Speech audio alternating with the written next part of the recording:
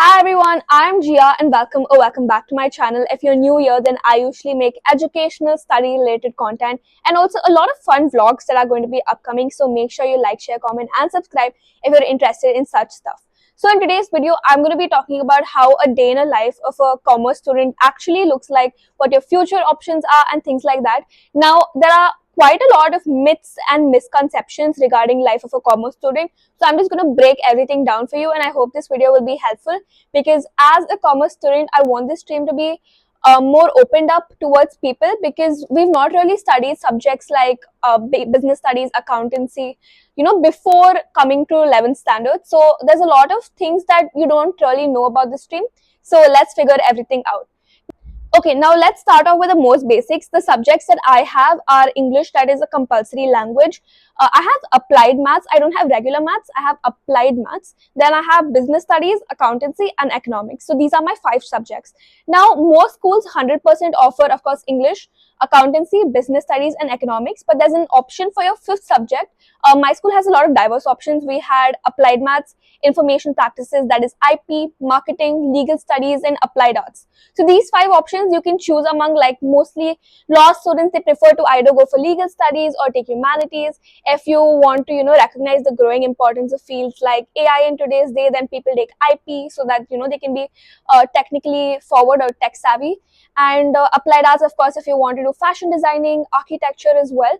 So quite a lot of opportunities are there. But the reason why I took mathematics or applied maths is because a lot of examinations require a mathematics section. So you need to know those things properly, and also to get into courses like economics, like BA economics or BSc economics, having maths as a subject is compulsory. So exams like IP Math, that is a UG course to get into IIMs like IIM Bodh Gaya, IIM Indore, which is the best, IIM Rohtak, IIM Ranchi. So these examinations have an aptitude section and have a mathematics section, along with examinations like QED, where applied maths or maths is a paper.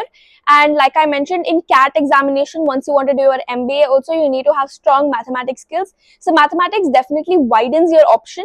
So I will definitely suggest taking mathematics as a 5th subject. But if you're interested in entrepreneurship, IP, marketing, then you can definitely go for it and learn the maths required for your particular exam side by side. So having said that, it is of course an advantage for you to have mathematics, but it isn't compulsory.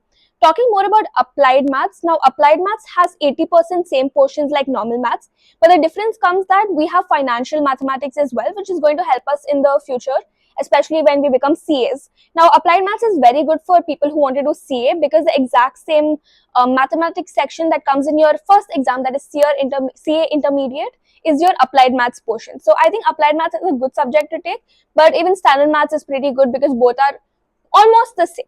Now let's talk about some common myths and misconceptions. Now there are so many reels and posts on Instagram and other apps of commerce students just living their hearts out and enjoying their lives, and there's nothing wrong with it. But let me tell you, that's not going to be every day of your life because there is quite a lot to study in commerce as well. Accountancy, BST, economics, and of course, if you're taking maths or any other subject, all of these are also subjects that require you to give a lot of attention to it, especially because they are new subjects. So if you're thinking you can take commerce and you can chill, it is possible if you don't want to score that well, of course, right? For me also, 11th grade wasn't, it still isn't that hectic at all compared to my 10th or even how my 12th will be.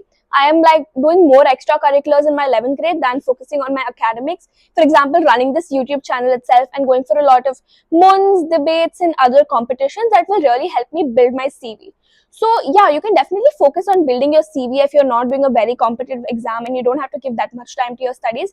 But there is quite a lot to study if you want to score well. So don't think that if I take commerce stream, I can just chill, I can sleep whole day.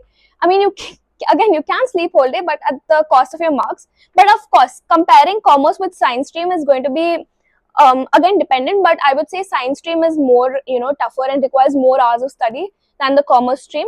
But if you want to like excel in your field, obviously you're going to have to like study and put in the hours and things like that. Now let's talk about an important thing ki when I come to commerce, which are the best guidebooks that I have to use, what should I use for reference, and I will also highly suggest you guys to open your NCRTs and read guidebooks to understand what you're going to be studying in the commerce stream, because subjects like accountancy, BST, and even economics in 10th is like very easy, like Palampur in comparison to the economics we're studying right now, it's very, very different.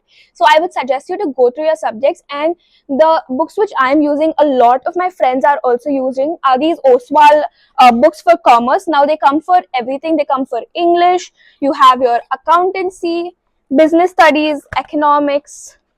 So you have all of these sample papers. So now these sample papers are very good. You get 10 sample papers in each book, and they're up to date with like latest technology questions. They come with mind maps, mnemonics to learn concepts, and of course hints for all the questions, because अगर आपको answer नहीं पता है, then you can see the hints. We also have these question bank books for again all subjects of commerce. These question banks are very helpful because NCRT के सारे answers है, because NCRT is not the best book to be honest. So answers are here.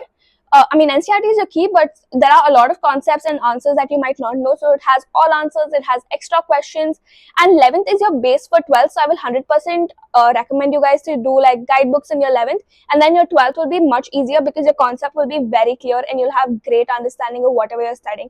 I will put the link in description, and now let's move on to subject by subject analysis of what you're actually going to study.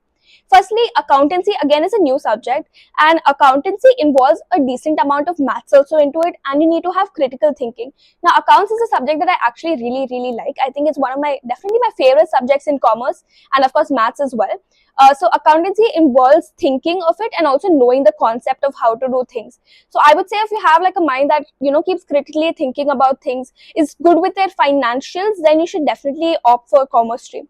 BS studies is business studies is, a lot of people say it's like social, but yeah, it is quite a lot of theory, but it's interesting theory because you're going to be studying about how a business is established, business laws, and types of forms of business. Okay, sorry for that, my storage ran out. So yeah, according to me, business studies is interesting. It has theory, but it's much better than social science if you don't like social science. So you don't have to worry that much about it. Now, economics. Economics is very misconception because till 10th, economics is like theory. It's very easy and all of that. But when you come to 11th and 12th, economics actually becomes more of graphs, analyzing numbers. So it's not at all like your 9th and 10th, but it's also a very interesting subject. You can understand about demand.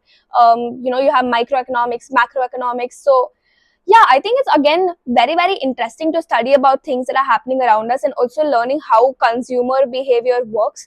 So don't keep that mindset that economics is very easy, I'll do it very well, because it's not actually that easy like it seems to be.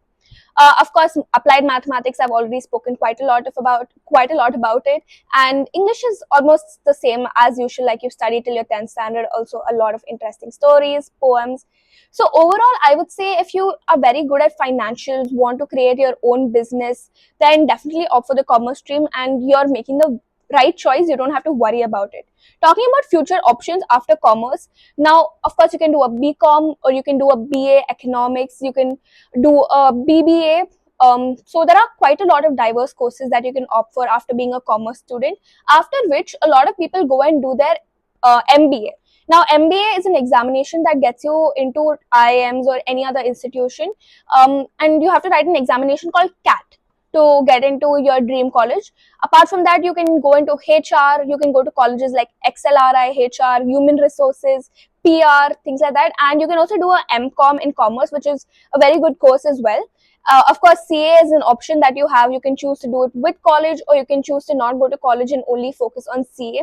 So yeah, I think, like, I feel like even though AI is growing and there's a lot of tech incoming, I don't think AI will be able to replace jobs in the commerce field. Of course, it will be great if you can learn how to use AI for your benefit, but I don't think you really have to be worried about your job becoming irrelevant in the future if you have the right skills. So I would say side by side with commerce, also go for like computer courses, like go for coding or learn Microsoft Excel, Tally properly, because these skills will really help you. Do also let me know your opinions in the comments about AI taking over commerce field jobs. And yeah, guys, I hope you liked this video. I hope you found it informative. And don't worry if you're stepping into the commerce field.